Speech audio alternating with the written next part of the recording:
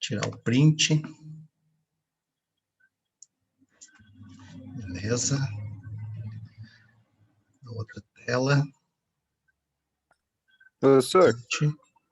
Tem alguém entrando com o nome de Bruno, Kátia? Sim, pode falar. Eu tenho uma dúvida sobre o conteúdo. Assim, quando o que é quando, por exemplo, a gente está soldando com eletrodo e ele gruda na peça, gruda no metal de base? Por O que que isso acontece, né? acontece, tá? Às vezes é no parâmetro, tá? Pode estar usando um parâmetro de uma corrente dos amperes muito baixa, tá? Para aquele material e dependendo do eletrodo também, tá? Vamos supor que o material lá tu tem uma espessura considerável, vamos botar lá 10 milímetros por aí de espessura, tá? E o teu eletrodo é de 2,5. Aí pelo normal aí, tá? Tu vai usar entre 60 e 80 amperes. Entre 60 e 80 amperes, tá? Só que daí a espessura é muito maior, é grande. Então, tu pode lá aumentar um pouquinho, tá? Essa corrente, né? Aumentar a amperagem, para que aí ele consiga fazer, então, a abertura do arco sem grudar. E um pouco também é a habilidade do soldador, tá? Um pouco também. E acontece, tá? Então, Então, obrigado. nós vamos falar um pouquinho sobre isso hoje. Nós vamos entrar nessa parte. Então tá, galera. Print dado, gravação também feita. Começou a gravação já. Opa. Bom, justamente aí no que o colega falou, é sobre parâmetros de soldagem, tá? É sobre isso que nós vamos comentar hoje, certo? Então, olha só, gente. Parâmetros de soldagem, no caso do eletrodo revestido, a gente tem que levar em consideração a corrente, tá? Os amperes. Ele que vai gerar mais ou menos calor. Então, quanto mais amperes, mais calor, certo? Não é que nem a Mig-Mag, que uma se relaciona com a outra, tá? É diferente. Essa a gente só tem esse ajuste para fazer. Depois é o conhecimento do eletrodo e a espessura dos materiais, tá? Então, como que a gente considera, qual é o cálculo que a gente tem que fazer para dizer qual eletrodo qual é a corrente necessária para tal eletrodo, tá? Então, eu costumo dizer assim, ó, que a gente faça um cálculo de 30 amperes por milímetro, tá? Tu pega o diâmetro lá do eletrodo, vamos supor, tem 2,5, tá? E multiplica por 30, tá? Então, 2,5, tá? Um eletrodo de 6013, que nem diz aqui, ó, um 6010, sei lá, qualquer um desse aqui, 2,5, ó, vai dar entre 60 e 75, né?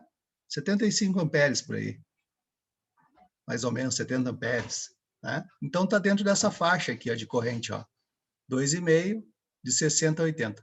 Então, na hora tu não vai ter a tabelinha lá para ver, né? 5 amperes, então faz o cálculo, 30 por cada milímetro do diâmetro, né? Vai dar mais ou menos o valor que tu precisa. Só que tu tem que considerar isso aí, a espessura da chapa, tá? Se a espessura, tu vai lá, né? Abre o arco, vê que tá com dificuldade, não tá fundindo muito bem, então tu vai e aumenta um pouquinho mais, tá? Então é essa regulagem, esse ajuste aí é manual, é o soldador mesmo que tem que perceber isso e fazer, tá?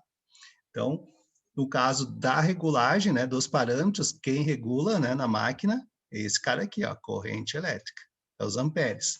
Nas máquinas antigas tinha umas manivelas em cima, né? O cara ia lá e fazia o ajuste por ali. Outras mais antigas ainda, tá, gente? Era com os cabos, tinha um aparelho de solda, transformador de solda, e aí ele tinha vários plugs, onde tu ia colocando e diminuindo ou variando ali a garra e o porta-eletrodo para te poder ajustar também a corrente, né?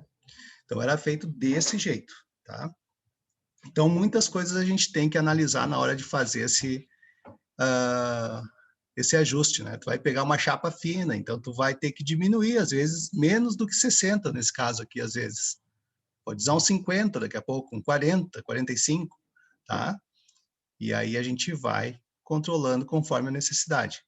Ah, o chanfro, é muito chanfro, daqui a pouco lá o passe de raiz tem que ser um pouquinho mais baixo do que o normal, né? Então, tem isso aí. O chanfro vocês já entenderam, né?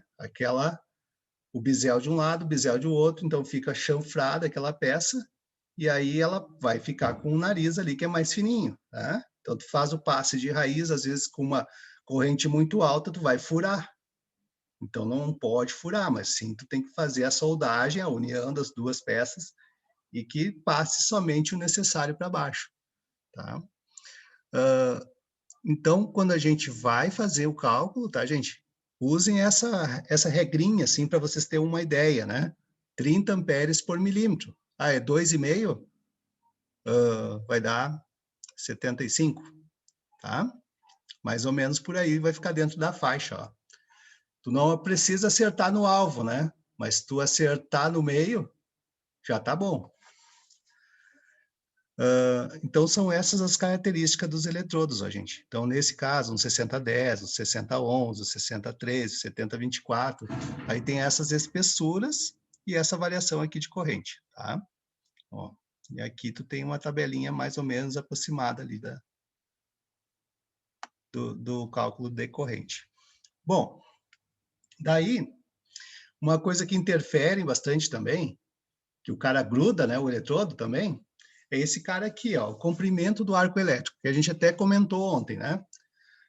Então lembra quando eu falei para vocês que vocês não podem encostar o eletrodo e ficar com ele lá mergulhado dentro do metal de base, né? Senão ele pode acontecer de grudar, tu tá com uma corrente mais baixa, né? Ele vai ficar sempre grudando.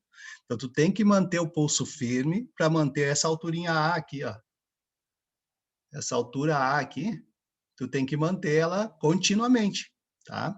Então, as máquinas, antigamente, tinham essa dificuldade. Essas máquinas mais antigas, tu tinha essa dificuldade para isso aí, porque não tinha um ajuste eletrônico que deixasse isso aqui mais... como é que eu posso dizer? Tu não percebesse tanto, né, quanto agora.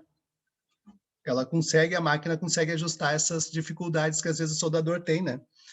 De manter o arco bem estável. Então, aqui a gente acaba que isso aqui também é muito importante, né? Então, se tu mergulhar lá o eletrodo no metal de base, pode ser que ele não dilua, ele não consiga fundir, ou que ele grude, né? E se tu deixar muito alto, também não vai conseguir ter uma fusão. Então, ele vai ter uma falta de fusão aqui nesse local de solda. Então, é mais ou menos considerado, né, o diâmetro, então, da alma do eletrodo, essa alturinha aqui. O máximo, tá, gente? Tu não pode passar dessa altura aí. Tem que ser bem baixinho, bem próximo. Eu costumo deixar bem próximo, tá? Que aí tu faz com que isso tenha mais eficiência aqui na hora de soldar, tá? E aí a solda vai transcorrer de melhor maneira. Então, no máximo, o diâmetro ali da alma do eletrodo ali é o comprimento do arco elétrico. É isso aqui que a gente chama de comprimento de arco elétrico, essa regiãozinha aqui, entre o metal de base e o eletrodo, certo? Então, gente, para as máquinas mais novas, tá? Foram feitos, então, alguns ajustes eletrônicos, tá? O que acontece, então, que nem o colega falou, por que que gruda, né? Então, as máquinas mais antigas tinham que ter esse tanteio ali do soldador, o cara tinha que ter uma habilidade maior, tá? Mas as máquinas mais novas, elas já têm um recurso que se chama hot start, tá? Quando tu faz a abertura do arco elétrico, tem o hot start, a máquina, tá? Faz a abertura do arco elétrico, ela vai mandar mais corrente do que aquele que tu ajustou. Tu botou o parâmetro lá 75, que nem eu comentei com vocês, 75. Ajustei o parâmetro, tá? E na hora de abrir o arco elétrico, a minha peça é um pouquinho mais espessa, ou ela estava muito fria, sei lá, alguma coisa assim. Eu teria dificuldade de abrir o arco elétrico, tá? Então, ela vai mandar mais corrente nesse momento de abertura de arco elétrico, vai abrir o arco elétrico suavemente, e depois ela retorna para o 75 lá que eu coloquei como parâmetro, tá? Então, existe esse tipo de ajuste eletrônico, né? Que hoje em dia tem nas máquinas e facilita, então, para não ficar grudando, tá? Então, é um dos ajustes que foram feitos aí nas máquinas, então, facilita a vida do soldador. Agora, também foi feito um outro ajuste, porque o soldador, como isso aqui é manual, tá, gente? Não consegue manter esse A aqui por um período muito longo, né? Tu vai ter variações no meio do caminho aqui. Vem soldando, daqui a pouco aqui tu tá mais alto, aqui tu tá mais baixo, aqui tá... Então, o que que acontece? O importante é deixar sempre na mesma altura. Se passar um pouquinho, aí vem esse outro ajuste aqui que vai também deixar equalizado, então, esse parâmetro aqui que tu forneceu lá no ajuste da máquina. Tá? Ele vai, então, estabilizar mais o arco durante a soldagem. Ó. Em certos eletrodos, muito mais fácil, a função compensa, então, automaticamente a corrente. Ó. Tu aumentou aqui o comprimento do arco elétrico, o parâmetro aqui começa também a se modificar. Vamos supor que tu colocou 80, quando tu aumentou aqui a altura do arco elétrico, né? Que tu aumentou o comprimento do arco elétrico, ele, em vez de ficar em 80, ele vai ficar em 60, em 50, tá? Então, ele consegue fazer essa compensação aí e deixar mais estável essa corrente aí, tá? O que que acontece, gente? O que que acontece com o eletrodo na hora da solda? Quando tu tá soldando esse material aqui, tu tá depositando. Ele tá queimando e tu tem que manualmente ir colocando esse material aqui. Tu vai, né? Baixando a tua mão o mais próximo possível ali para que ele seja queimado, né? Que ele seja derretido aqui, composto aqui junto com o material de base, para que ele fique sempre na mesma altura. Então, é importante ter esse conhecimento aqui na hora de soldar, sabendo que o material está sendo consumido. O material consumível, já diz, né? Está sendo consumido por causa da soldagem, tá? Então, ele vai diminuir de tamanho. Certo? Entendido até aí, gente? Sim? Sim, senhor. Tá. Beleza. Bom, depois disso aqui, a gente vai fazer uma práticazinha, eu vou precisar da ajuda de vocês. Eu vou entrar aqui nesse cara, e aqui vai falar um pouquinho das máquinas, tá? As máquinas, gente, lembra que eu mostrei ontem para vocês uma ali que é uma inversora, né? Eu acho que até nesse documento aqui tá alguma coisa sobre essa inversora, tá? É mais ou menos parecido, ó. Tamanhinho, pequeno e tudo mais, né? E antigamente, que nem eu falei para vocês, existiam os transformadores. Então, vinha uma bobina secundária e uma primária, tá? E ali, conforme tu ia dando manivela, ela ia se aproximando ou distanciando e ela ia regulando a corrente, tá? Então, hoje em dia, é tudo placa eletrônica, ali com frequência muito maior, né? A frequência é mais rápida, então consegue estabilizar mais o arco elétrico também. Então, essas vantagens aí dessa inversora. Mas, normalmente, todas elas, tá? Assim como tem outras máquinas aí que são geradores e tudo mais, tá? Todas elas têm um circuito semelhante, tá? Que nem essa daqui, por exemplo, e como as outras. Tem aqui o porta-eletrodo, né? Onde a gente coloca a garrinha aqui, tem uma garrinha, tem um eletrodo com a molinha, vai segurar ali, o cabinho conectado no positivo, né? E a outra garra conectada no negativo, que é o grampo terra, tá? A gente chama de terra, ou grampo obra, tá? Então, é feita a ligação na peça onde a gente vai soldar, ou numa mesa de soldagem ali. Ela tem que fechar esse contato, tá? Depois a fonte de energia, né? Que é, então, a máquina em si. E é basicamente isso aí. Depois uma alimentação e deu pro louco. Vai lá no cabo da tomada, né? E recebe a corrente alternada e aqui ela vai fornecer, então, uma energia para a soldagem, né? Ela vai transformar em Ca, em Cc, ou C+, ou C-, né, conforme a necessidade. Bom, basicamente as máquinas são isso aí, tá, gente? As máquinas de solda de eletrodo revestido. Então, o que mais que a gente utiliza aqui? Tá mostrando alguma coisinha que a gente utiliza. A picadeira, a tenaça, as escovas, e é isso aí, tá? Então, as máquinas são bem parecidas. Então, umas tinham, então, as bobinas, agora, hoje em dia, essas placas, eram as bobinas de solda, tinha transformador, retificador e gerador de solda, tá? O retificador, ele ia transformar a alternada para corrente contínua, tá? O transformador, ele trabalha em alternada e também em corrente contínua, tá?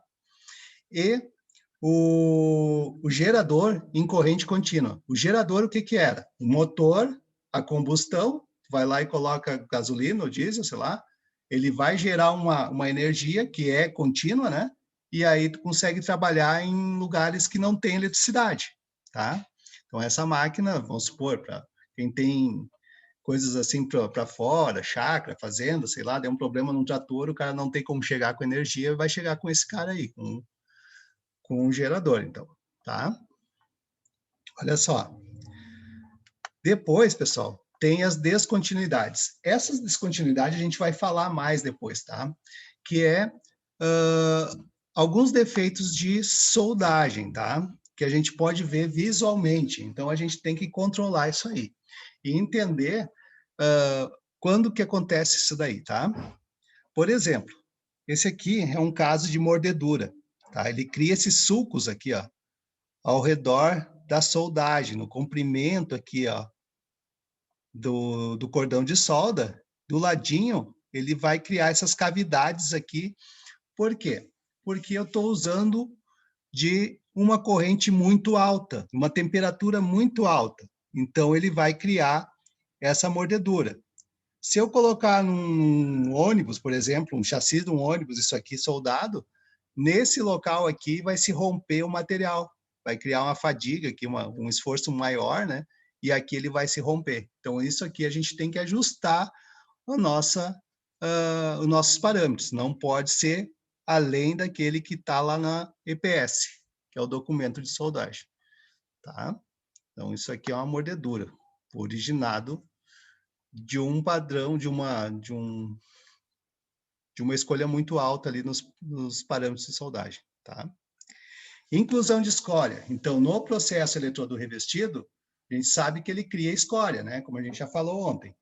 Então, se eu não fizer aquela limpeza, lembra? De um cordão e outro, e deixar essa escória aqui, ele vai ficar com alguns pontos também que vão causar uma fadiga, uma erupção, vai dar problema também na solda. Então, eu tenho que sempre fazer a limpeza bem adequada, né? Do local onde eu fiz o cordão anterior, para não deixar com escória no meio entre os passes.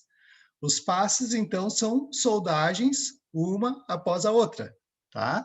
Então, são passes de soldagem que a gente chama, tá?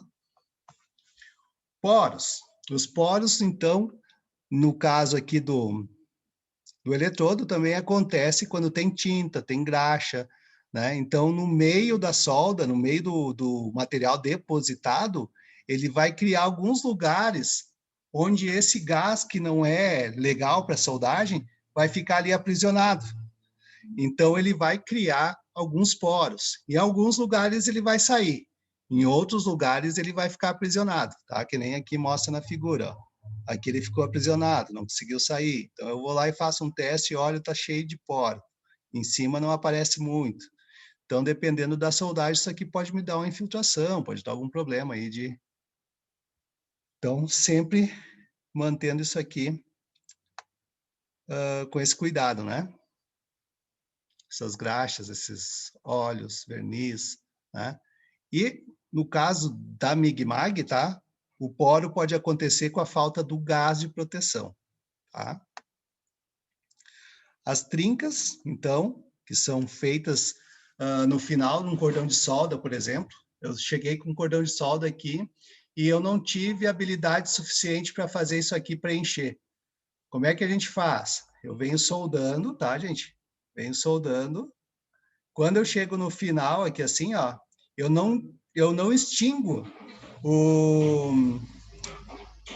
o arco elétrico assim, rapidamente, bruscamente. Eu venho até aqui e faço um retornozinho aqui de de uns 10 milímetros por aí, retorno um pouquinho e ele faz uma cobertura em cima disso aqui. Então, acaba que dá um reforço e não deixa que isso aconteça, tá? Também pode acontecer quando eu estou com um material muito duro e não fiz um pré-aquecimento, tá? Então, pode acontecer também. No material dá uma trinca, no material de base, tá? Então, é muito duro o material. O que que tem quando o material é muito duro? Ao lado do carbono, uma moléculazinha de hidrogênio, sempre. Sempre, em tudo que é material. E carbono principalmente, porque ele absorve, ele está puxando água, tá? Então, do lado desse cara tem um hidrogênio. Então, se eu não fizer um pré-aquecimento, não tirar um pouco dessa água ali, vai acontecer isso aqui, vai trincar, tá? Então, eu tenho que fazer um pré-aquecimento e aí sim fazer a soldagem, tá?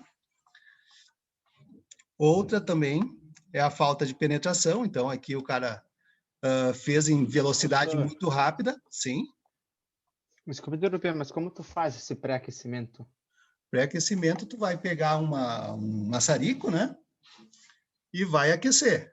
E aí tu vai lá com o termômetro, né? Termômetrozinho e vai ver, claro que na EPS vai estar descrito lá, mas vamos supor, precisa estar aquecido a 120 graus, a 90 graus, a, sei lá, 150 graus.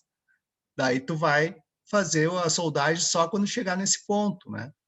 E aí, depois de fazer esse pré-aquecimento, tem que fazer um pós-aquecimento também.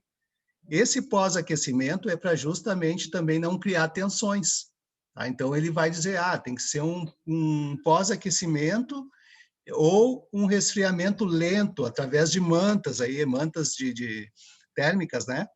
São colocadas em cima da chapa soldada para que ela não resfrie tão rápido também. Tá? Então, é feito com maçarico e aí tu tem o controle pelo termômetro, tá? Bom, falta de fusão, tá, gente? Acontece, então, quando a velocidade do percurso que tu vai soldar ali é muito alta, tá? Tu não tá acompanhando a poça de fusão, lembra? Da poça de fusão é que vai me dizer qual é a velocidade que eu tenho que percorrer a soldagem? Eu não posso ultrapassar a poça de fusão, simplesmente chegar e fazer a ultrapassagem assim da poça de fusão, porque vai faltar material aqui. Então, em algum ponto, ele vai criar um ponto de crítico aqui, que vai dar uma quebra, vai dar um problema. Tá? Então, causa velocidade excessiva. Então, a gente tem que se adequar à velocidade da poça de fusão, que é ela que coordena, na verdade, se está fundindo ou não o material. Tá? Deposição insuficiente, tá, gente? Então, acontece quando a gente usa também o ângulo errado, o ângulo de trabalho errado, tá? Eu como sou direito, eu vou trabalhar desse lado aqui, fica melhor para mim assim. Não, tu tem que pensar na peça. Como é que tu está depositando esse material? Tá? Então, de repente, tu vai ter que levantar um pouquinho mais o braço. Vai ficar meio incômodo. Né? Não é aqui, ó, pertinho do corpo aqui, que é mais fácil. Então, vai ter que levantar o braço, ajustar ali o ângulo, para que não ocorra essa falta aqui, então, de material, que ela fique recoberta toda ela aqui de tamanho ideal, né? O reforço excessivo, então, é muito demorado já. Aqui está muito lento, ó, soldagem muito lenta, então ele vai ficar com muito material. Então, isso a gente tem que cuidar também. Tu vê que abriu a poça de fusão, tu vai trabalhando. Se tu demorar demais, vai preencher de material, né? O material está entrando ali, tá consumindo, está entrando material dentro da poça de fusão. Claro que vai criar esse excesso. Então, tem que ter esse cuidado. O ângulo não é tão alto assim. Embicamento, então, isso aqui se sugere as fixações de peças, tá, gente? Vamos supor, eu tenho uma junta, né? Que nem aqui, ó. Até ver se eu consigo mostrar para vocês aqui. Não vou conseguir mostrar. Acho que não. Nessa peça, por exemplo, aqui, ó, Se eu deixar uma mais alta que a outra, eu vou ter dificuldade para soldar. Então, ela tem que estar 0, 0 aqui, ó. Uma bem pertinho uma da outra, tá? Não dá para ver muito, mas é uma chapa fina também. Mas eu tenho que deixar ela bem planinha para não ficar embicada, senão na hora de eu soldar ali, eu tenho dificuldade de fazer o cordão, e o cordão não vai ficar tão bom também. Tá, gente? Então, isso aqui é mais quando a gente coloca uma retenção, um grampo aqui para segurar, sei lá, um alicate de pressão, algo que segure e deixe elas planas, tá? Para que não tenha o tal do embicamento. Beleza. Eu vou... Alguém tem alguma dúvida dessa parte aqui? Já responderam as questões, tudo? Isso aqui tem até amanhã para responder, né?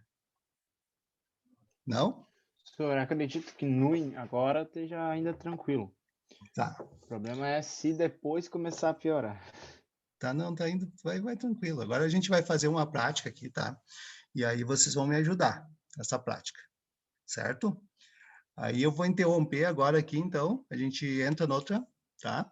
E eu vou precisar da ajuda de vocês aí para fazer essa outra parte.